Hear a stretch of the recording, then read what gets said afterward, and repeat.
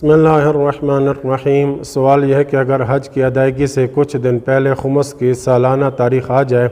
اور انسان نے اس سے پہلے کسی قافلے کے ساتھ حج پر جانے کے لیے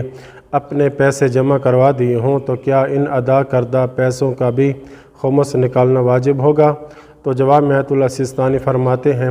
اگر انسان کا کوئی ذریعہ معاش نہ ہو تو وہ اس مال کے حصول کے دن سے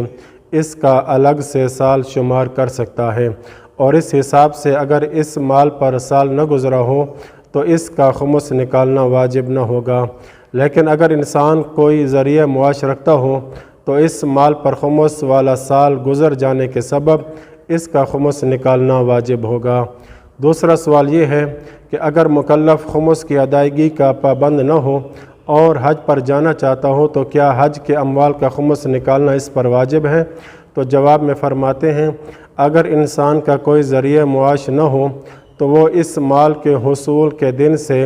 اس کا الگ سے سال شمار کر سکتا ہے، اور اس حساب سے اگر اس مال پر سال نہ گزرا ہو تو اس کا خمس نکالنا واجب نہ ہوگا۔ لیکن اگر اس کا کوئی ذریعہ معاش ہو تو اس کے لیے پہلے خمس کی سالانہ تاریخ معین کرنا ضروری ہے، اور وہ اس کے کام کا پہلا دن ہے، اور پھر اس مال کو دیکھے گا کہ اگر اس پر سال گزر چکا ہو تو اس کا خمس نکالنا واجب ہوگا وگرنہ نہیں۔ وصلی اللہ علی محمد و اہل بیتہ الطاہرین۔